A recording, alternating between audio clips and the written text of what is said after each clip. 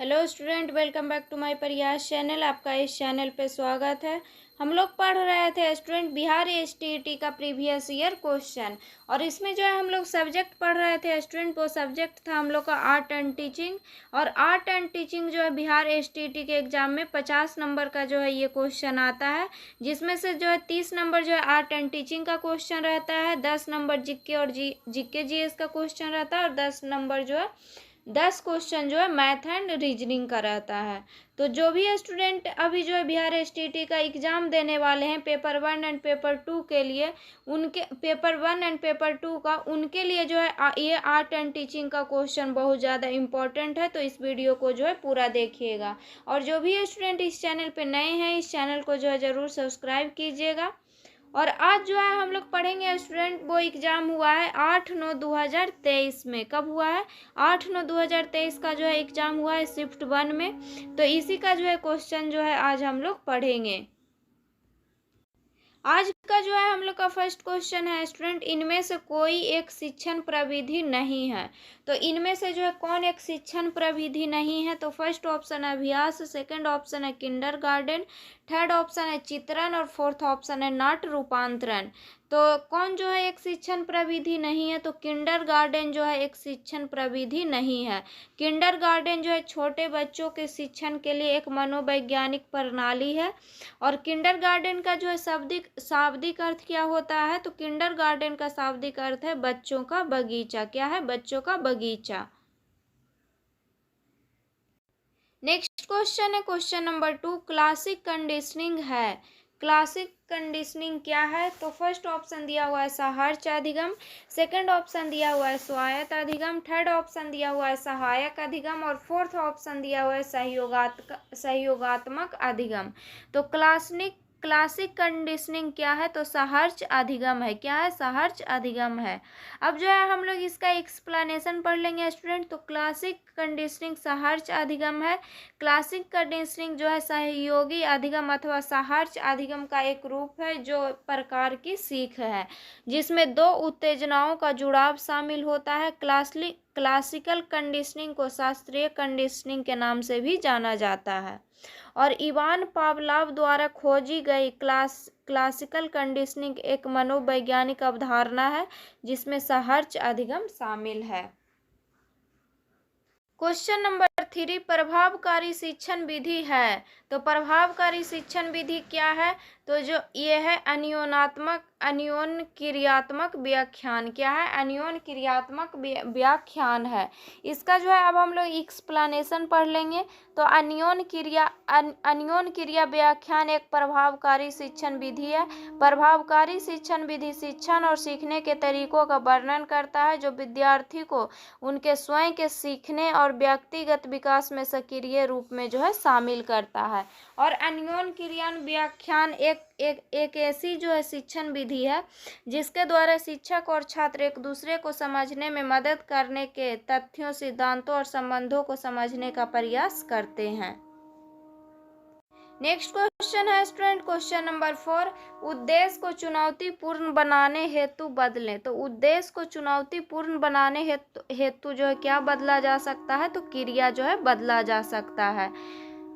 इसका जो एक्सप्लेनेशन दिया हुआ है, उद्देश्य को चुनौतीपूर्ण बनाने हेतु क्रिया बदलनी चाहिए। उद्देश्य क्या है? तो उद्देश्य जो है एक पूर्वदर्शित लक्ष्य है जो किसी प्रकार को संचालित करता है अथवा व्यवहार को प्रेरित करता है। उद्देश्य को चुनौतीपूर्ण बनाने हेतु क्रिया इसीलिए बदलनी आवश्यक है क्योंकि वे क्रियाएं वे चीज है जो हमें परिवर्तनों के लिए करते हैं। नेक्स्ट क्वेश्चन है स्टूडेंट क्वेश्चन नंबर 5, संश्लेषण का अर्थ है। तो संश्लेषण का अर्थ क्या है? तो फर्स्ट ऑप्शन दिया हुआ है नवीन विचार का निर्माण, सेकंड ऑप्शन है नवीन वस्तु का निर्माण, थर्ड ऑप्शन है अद्वितीय उत्पाद का निर्माण, और फोर्थ ऑप्शन है उपयुक्त सभी। तो संश्लेषण का अर्थ इसमें जो है नवीन विचार का निर्माण हो जाएगा, नवीन वस्तु का निर्माण होगा, अद्वितीय उत्पाद का निर्माण होगा। ये सब जो है संश्लेषण का अर्थ है। तो इसका आंसर हो जाएगा ऑप्शन नंबर डी, उपयुक्त सभी।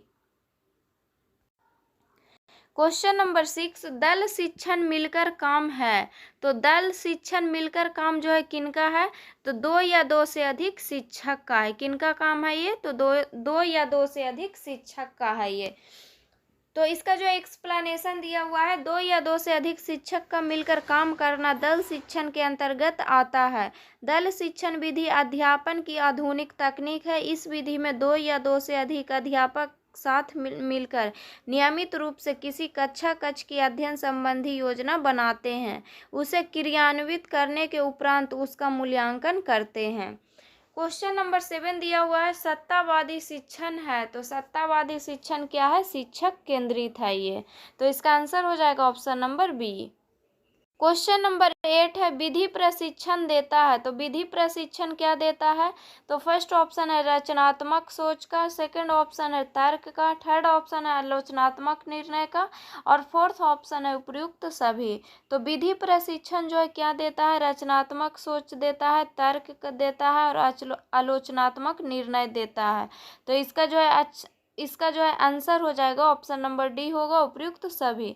इसका जो है दिया हुआ एक्सप्लेनेशन की रचनात्मक सोच का तर्क और आलोचनात्मक निर्णय का विधि प्रशिक्षण देता है। रचनात्मक सोच नए, नवीन या उपयोगी विचार को उत्पन्न करने के बारे में है। रचनात्मक सोच नवीन विचारों और समाधानों को उत्पन्न करती है और आलोचनात्मक सोच यह सुनिश्चित करने में मदद करती है कि रचनात्मक विचार अच्छी तरह से स्थापित और ठोस तर्क द्वारा समर्थित है। नेक्स्ट क्वेश्चन है क्वेश्चन नंबर 9, इनमें से एक मेरिल मॉडल के 5 सिद्धांत है। तो इनमें से जो मेरिल मॉडल के 5 सिद्धांत कौन है? तो सकिरियन है। कौन है? सकिरियन है। तो इसका आंसर हो जाएगा ऑप्शन नंबर ए। अब जो है इसमें हम लोग जान लेंगे स्टूडेंट कि मेरिल के 5 प्रमुख सिद्धांत कौन कौन है। तो फर्स्ट है समस्या केंद्रित, सेकंड है सकिरियन, थर्ड है प्रदर्शन और क्या है? आवेदन, और फिफ्थ है एकीकरण। तो मेरिल के 5 प्रमुख सिद्धांत क्या क्या है? समस्या केंद्रित है, सक्रियन है, प्रदर्शन है, आवेदन है और एकीकरण है। क्वेश्चन नंबर 10, ADDIE मॉडल में ए इनमें से किसके लिए है? तो ए जो है इनमें से किसके लिए है? तो एनालिसिस के लिए है। तो इसका आंसर हो जाएगा ऑप्शन नंबर ए। एनालिसिस का हिंदी होता है विश्लेषण। और ADDIE का फुल फॉर्म क्या होता है? तो analysis, design, development, implementation, evaluation होता है इसका फुल फॉर्म। इसका फुल फॉर्म भी पूछ सकता है एग्जाम में स्टूडेंट कि ADDIE का फुल फॉर्म क्या होता है। तो analysis, design, development, implementation, evaluation होता है।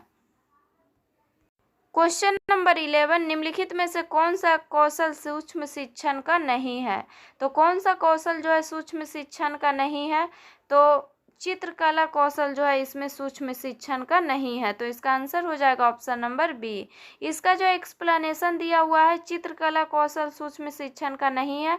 सूक्ष्म शिक्षण शिक्षक प्रशिक्षण की एक प्रक्रिया है जो शिक्षण की स्थितियों को सरल बनाती है और यह एक समय में एक शिक्षण कौशल का प्रशिक्षण प्रदान कर शिक्षक के शिक्षण में वांछित सुधार लाती है। सूक्ष्म शिक्षण का मुख्य उद्देश्य शिक्षक के व्यवहार में सुधार एवं परिवर्तन लाना है। नेक्स्ट क्वेश्चन है क्वेश्चन नंबर 12, प्रशिक्षण द्वारा किया जा सकता है। तो प्रशिक्षण द्वारा क्या किया जा सकता है? तो कौशल का विकास किया जा सकता है। तो इसका आंसर हो जाएगा option number A. Next question है स्टूडेंट क्वेश्चन नंबर 13, शिक्षक प्रशिक्षण क्यों आवश्यक है? तो शिक्षक प्रशिक्षण क्यों आवश्यक है? तो फर्स्ट ऑप्शन है शिक्षण जो है कौशल को बढ़ाता है, और सेकंड ऑप्शन है विद्यालय संगठन को समझना, थर्ड ऑप्शन इसमें दिया हुआ ए और बी दोनों, और फोर्थ ऑप्शन है इनमें से कोई नहीं। तो शिक्षक प्रशिक्षण क्यों आवश्यक है? तो शिक्षण कौशल को बढ़ाने के लिए जो है शिक्षक प्रशिक्षण आवश्यक है। तो इसका आंसर हो जाएगा ऑप्शन नंबर ए। इसका एक्सप्लेनेशन दिया हुआ है, शिक्षक प्रशिक्षण शिक्षण कौशल बढ़ाने के लिए आवश्यक है। शिक्षक प्रशिक्षण स्वयं को व्यक्त करता है। नियमित प्रशिक्षण शिक्षकों को मौजूदा ज्ञान को शैक्षणिक रुझानों में बनाए रखती है जो काम करती है, उसे सुदृढ़ करती है। प्रशिक्षण स्कूल प्रबंधन और स्कूल संगठन के तरीकों को नियमितीकरण को समझने में मदद करती है। नेक्स्ट क्वेश्चन है क्वेश्चन नंबर 14, निम्नलिखित में से कौन सी विधि कक्षा में काफी बार उपयोग की जा सकती है। तो अवलोकन विधि जो है क्लास में काफी बार उपयोग किया जा सकता है, तो इसका आंसर हो जाएगा option number B. Next question है स्टूडेंट क्वेश्चन नंबर 15, बच्चे के सीखने के लिए किस प्रकार का कक्षा वातावरण अधिक अनुकूल है। बच्चों को सीखने के लिए किस प्रकार का कक्षा वातावरण अधिक अनुकूल है।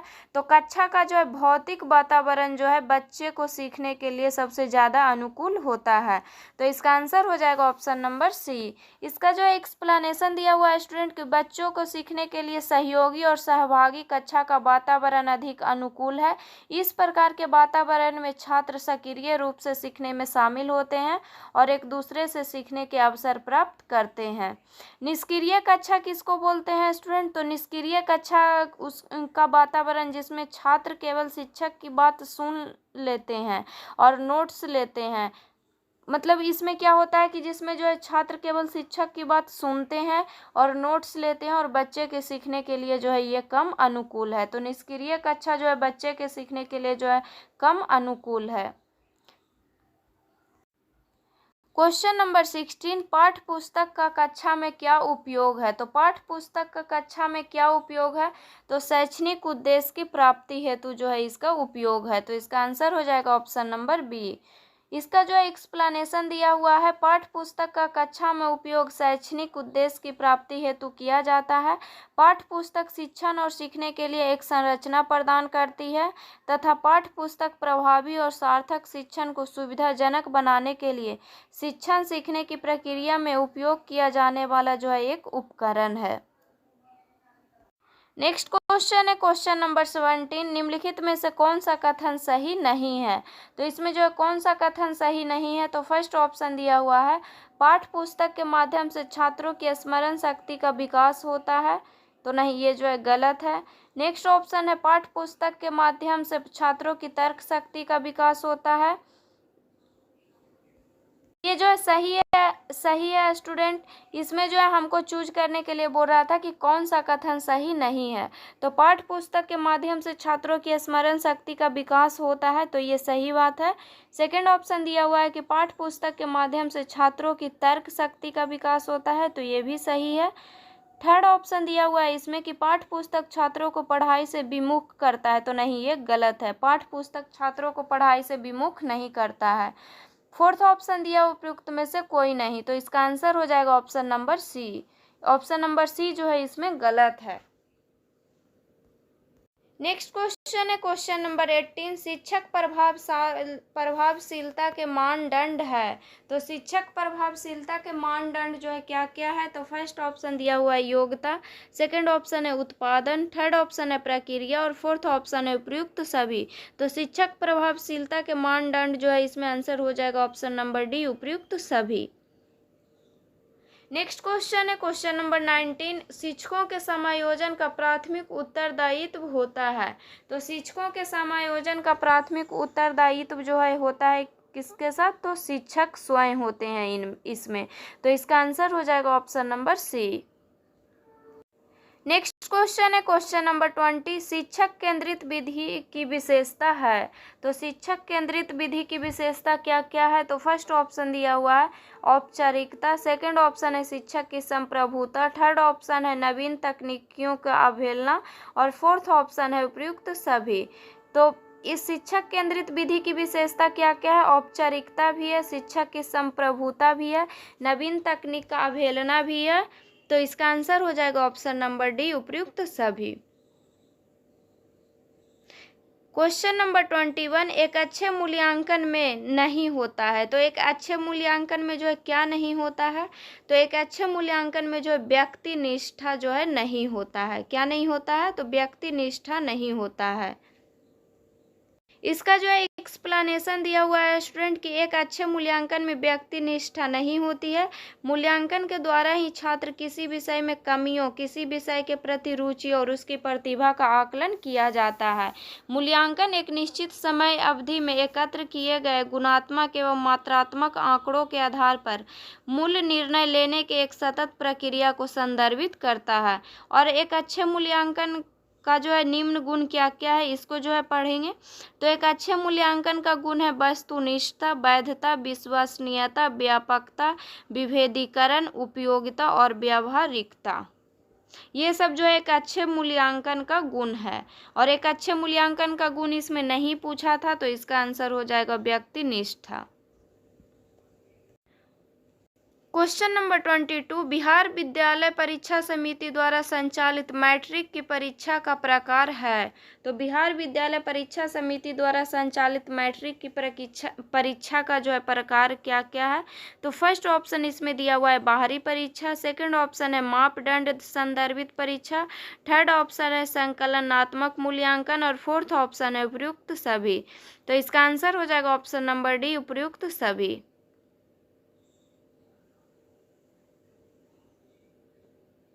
क्वेश्चन नंबर 23, ग्रेडिंग प्रणाली किस प्रकार का मूल्यांकन है। तो ग्रेडिंग प्रणाली जो है निरपेक्ष मूल्यांकन है और सापेक्ष मूल्यांकन है। तो इसका आंसर हो जाएगा ऑप्शन नंबर सी, दोनों। ग्रेडिंग प्रणाली जो है अब किसको कहते हैं वो जान लेंगे। तो ग्रेडिंग प्रणाली जो है निरपेक्ष और सापेक्ष प्रकार का मूल्यांकन है। निरपेक्ष ग्रेडिंग प्रणाली जो है ग्रेडिंग का एक तरीका है जहां ग्रेड पूर्व निर्धारित कट ऑफ स्तरों के आधार पर दिए जाते हैं, उसको जो है निरपेक्ष ग्रेडिंग प्रणाली बोलते हैं। जबकि सापेक्ष ग्रेडिंग प्रणाली किसको बोलते हैं। सापेक्ष ग्रेडिंग प्रणाली में क्या होता है, छात्रों के अंकों में उतार चढ़ाव होता है और यह इस बात पर निर्भर करता है कि उन्होंने कक्षा में दूसरों की तुलना में कैसा प्रदर्शन किया है। क्वेश्चन नंबर 24, विषय वस्तु की रूपरेखा है। तो विषय वस्तु का रूपरेखा क्या है, तो पाठ्यक्रम है। तो इसका आंसर हो जाएगा option number B. Question number 25, कक्षा के वातावरण में मूल्यों, मानकों और विश्वास का प्रसारण है। तो कक्षा के वातावरण में मूल्यों, मानकों और विश्वास का जो प्रसारण है क्या है, तो छिपा हुआ पाठ्यक्रम है। तो इसका आंसर हो जाएगा ऑप्शन नंबर बी। इसका जो एक्सप्लेनेशन दिया हुआ है स्टूडेंट, किस कक्षा के वातावरण में मूल्यों, मानकों और विश्वास का प्रसारण छिपा हुआ पाठ्यक्रम के अंतर्गत आता है। छिपा हुआ पाठ्यक्रम अलिखित, अनौपचारिक और अक्सर अनपेक्षित पाठों, मूल्यों और दृष्टिकोणों को संदर्भित करता है जो छात्र स्कूल के अंतर्गत सीखते हैं। छिपा हुआ पाठ्यक्रम अध्ययन के पाठ्यक्रम का हिस्सा नहीं होता है। तो ये याद रखिएगा स्टूडेंट कि छिपा हुआ जो पाठ्यक्रम होता है अध्ययन के पाठ्यक्रम का हिस्सा नहीं होता है। नेक्स्ट क्वेश्चन है क्वेश्चन नंबर 26, अधिगम को प्रभावित करने वाले मनोवैज्ञानिक कारक है। तो अधिगम को जो है प्रभावित करने वाले मनोवैज्ञानिक कारक क्या है, तो छात्रों की रुचि। तो इसका आंसर हो जाएगा option number D.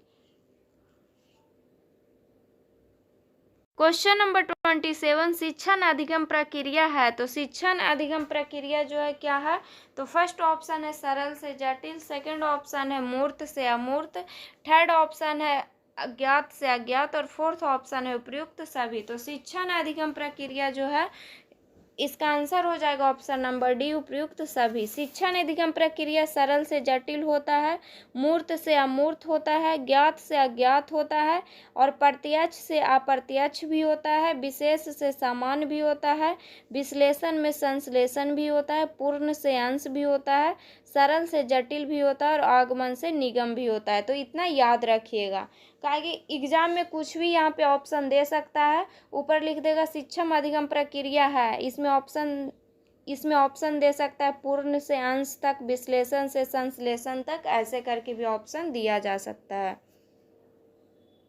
Next question है क्वेश्चन नंबर 28, इनमें से कौन सा कारक शिक्षण अधिगम को प्रभावित नहीं करता है। तो कौन सा जो है कारक जो है शिक्षण अधिगम को प्रभावित नहीं करता है। तो फर्स्ट ऑप्शन है परिपक्वता, सेकंड ऑप्शन है तत्परता, थर्ड ऑप्शन है आकांक्षा का स्तर और फोर्थ ऑप्शन है भौगोलिक सीमा।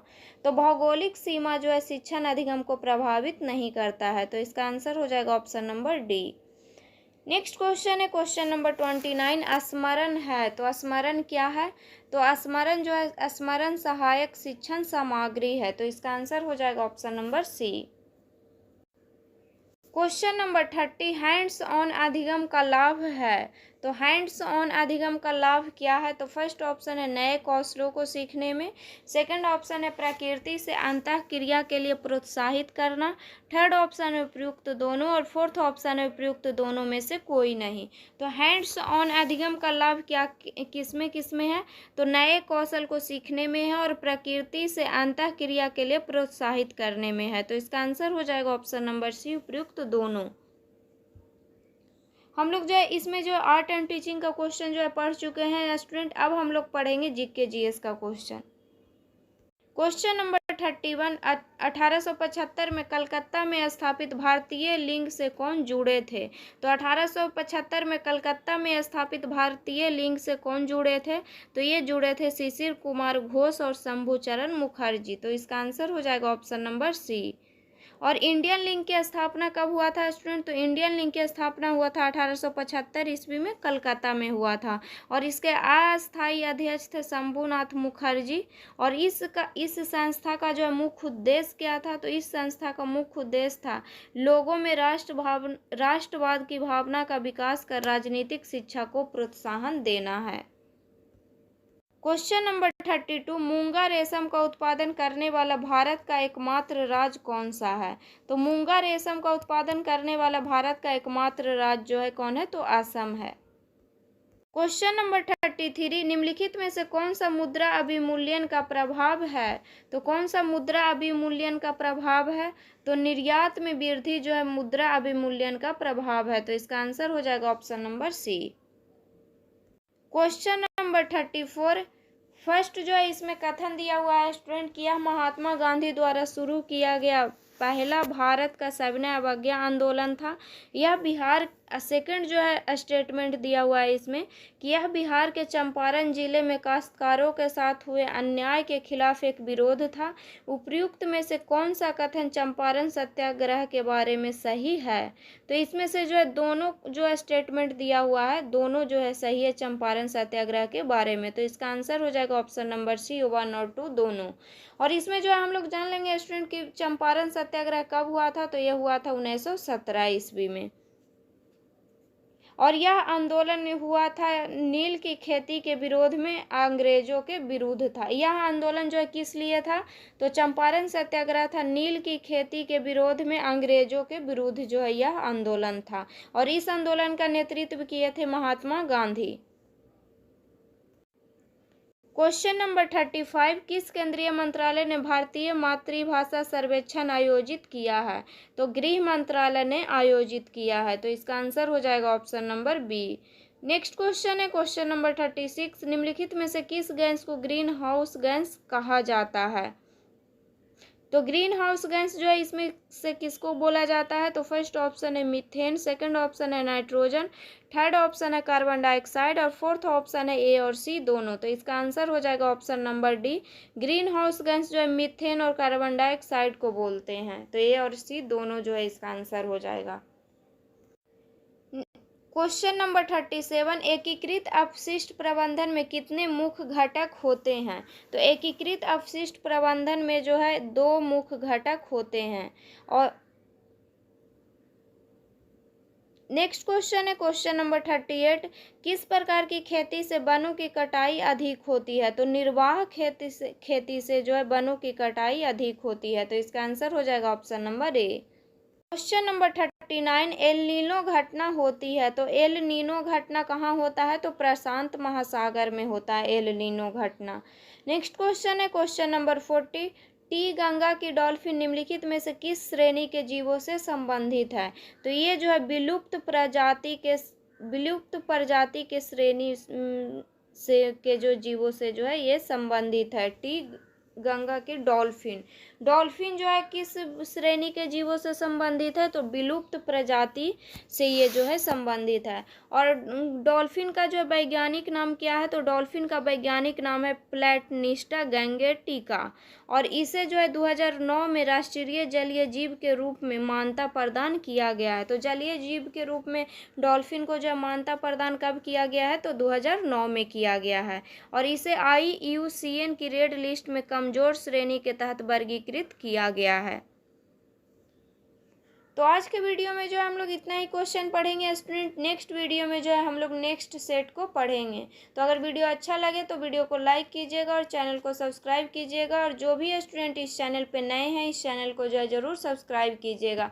और जिनका भी अभी बिहार STET का एग्ज़ाम है, पेपर 1 एंड पेपर 2 का, उनके लिए जो है ये आर्ट एंड टीचिंग का क्वेश्चन बहुत ज़्यादा इंपॉर्टेंट है। तो जितना हो सके इसको उतना रिवीजन कीजिएगा।